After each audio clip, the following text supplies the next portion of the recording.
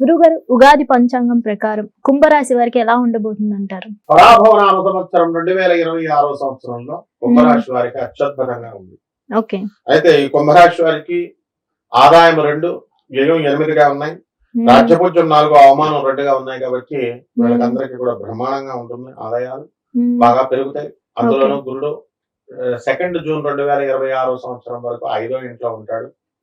కాబట్టి ఈ యొక్క పంచమ గురుడు సకల శుభాలని ఇస్తాడు, సకల ఐశ్వర్యాలని ఇస్తాడు.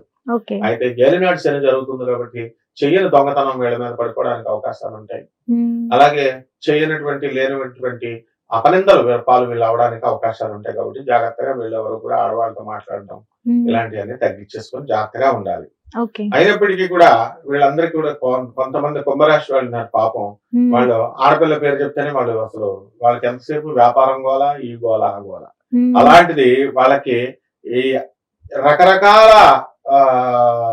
ఆడవాళ్ళు అంటే నీచ సంబంధమైనటువంటి ఆడవాళ్ళు పరిచయం అవడానికి అవకాశాలు ఉంటాయి. అంటే ఈ యొక్క శనిగ్రహం ఏంటంటే తన నేచ జన బంధుత్వము అంటాం, నేచ జన సహవాసము అని అంటాం.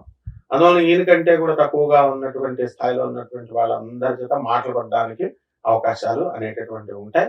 కాబట్టి వీళ్ళు ఈశ్వరుడికి మనం ఆదిత్యరామ్ పాడతాడు. ఈ పాట వింటే సరిపోతుంది.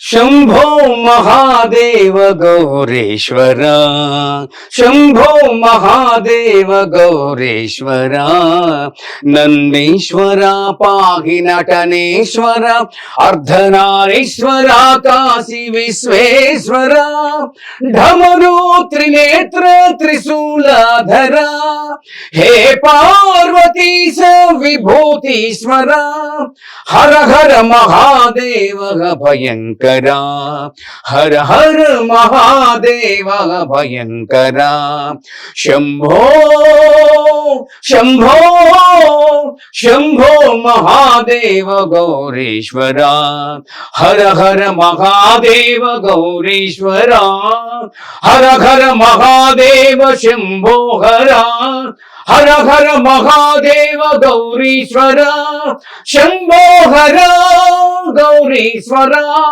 శంభో హర గౌరీశ్వర, ఓం నమ శివాయ, శంభో మహాదేవ గౌరీశ్వర, పార్వతీశ్వర, హర హర మహాదేవ గౌరీశ్వర,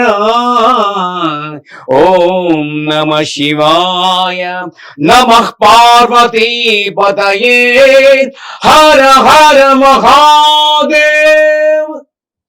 2 జూన్ 2026 సంవత్సరం తర్వాత వీరందరికీ కూడా కర్కాటక రాశిలోకి వచ్చినటువంటి ఈ యొక్క గురుగ్రహ ప్రభావం వలన ఖర్చులు ఎక్కువగా ఉంటాయి. శత్రువుల యొక్క పీడ అనేటటువంటిది పోతుంది. చేసేటటువంటి వ్యాపారాల్లో లాభం కంటే కూడా ఖర్చు అధికంగా ఉంటుంది. ఆ తర్వాత అక్టోబర్ 2026 సంవత్సరం నుంచి జనవరి 1, 2027 సంవత్సరం వరకు మళ్ళీ గుళ్ళు మళ్ళీ బ్రహ్మాండంగా బాగుపడడం అనేటటువంటి జరుగుతుంది. అప్పుడు పెళ్లిళ్ళు కానటువంటి వాళ్ళకి వివాహాలు అవుతాయి.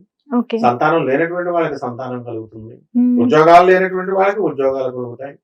ఆరోగ్యాలు ఏమైనా భంగం ఉంటాయంటే యూరిక్ యాసిడ్ ఇలాంటి ప్రాబ్లమ్స్, జెంటల్ ప్రాబ్లమ్స్ అనేటటువంటి జెంటల్ ఆర్గన్స్ ప్రాబ్లమ్స్ ఉన్నాయి. అలాంటివన్నీ కూడా తీర్పడానికి అవకాశాలు ఉన్నాయి. గురుగారు, ఖర్చులు ఉన్నాయి అంటున్నారు కదా, అప్పులు ఏమైనా చేసే అవకాశం ఉందంటారా? అప్పులు ఆల్రెడీ మన కుంభరాశి వాళ్ళు ఎంత ఆదాయం ఉన్నా చేశారు ఆల్రెడీ. కాబట్టి కొత్తగా కూడా చేస్తారు, నో ప్రాబ్లం, దానికి భయపడకూడదు.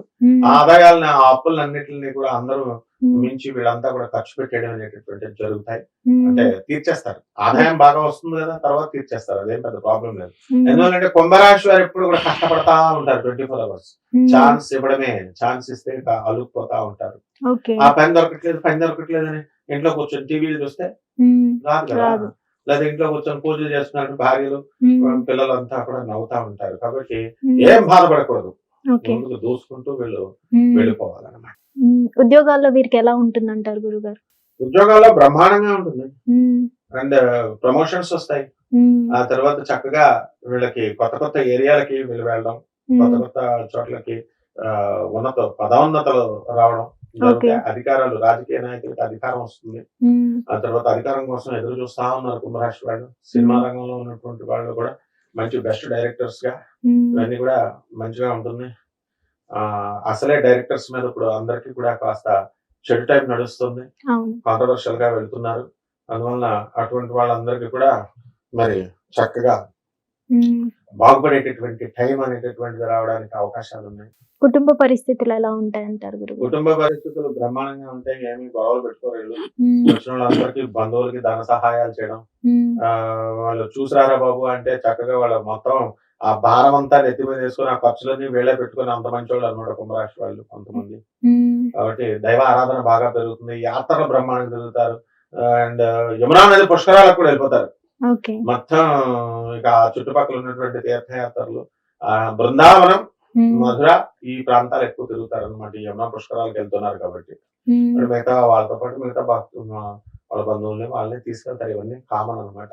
సో ఉమ్. ఆ విధంగా ఖర్చులు అధికంగా ఉండడానికి అవకాశాలు ఉన్నాయి. విద్యార్థులకు ఎలా ఉంటుందంటారు గురుగారు? విద్యార్థులు బ్రహ్మాండంగా చదువుతారు. అక్టోబర్ నెల నుంచి కొంచెం జాగ్రత్తగా చదువుకోవాలి. ఉమ్. అందువల్ల వీళ్ళంతా కొన్ని కొన్ని చిన్న చిన్న పరిహారాలు చేసుకోవడం ద్వారా బ్రహ్మాండంగా సెట్ అయిపోతుంది. అవి ఎలాంటి పరిహారాలు గురుగారు? శనీశ్వరుడి యొక్క జపం చేసుకోవాలా, ఆ ఉమ్. శని మా స్తోత్రం చెప్తారు. సరిమ పని సరిపమరే ఓం నీలాంజన సమాభాసం రవిపుత్రం యమాగ్రజం ఛాయామార్తాండ సంభూతం తం నమామి శనైశ్వరం తం నమామి శనైశ్వరం ఓం శనైశ్వరాయ నమో నమః. కాబట్టి శని జపం చేసుకోవాలా, శని స్తోత్రాలు చదవాలా, శనికి కిలోంపావు నల్ల నువ్వులు నల్లని వస్త్రాన్ని పేద బ్రాహ్మణులకి శనివారం నాడు ఉదయం 8 గంటలకు దానం చేసుకోవాలి. ఉమ్. దశ మహావిద్యల్లో ఒకటైనటువంటి మహాకాళి అమ్మవారి యొక్క మంత్ర జపాన్ని, ఆమె యొక్క హోమాన్ని, ఆ పూజల్ని చేసుకోవడం ద్వారా బ్రహ్మాండంగా ఉంటుందమ్మా. రావి చెట్టు చుట్టూ ప్రదక్షిణాలు చేస్తూ ఉంటూ ఓం శనేశ్వరాయ నమః అంటూ జపం చేసుకుంటే సరిపోతుంది. ధన్యవాదాలు గురుగారు. ధన్యవాదాలు.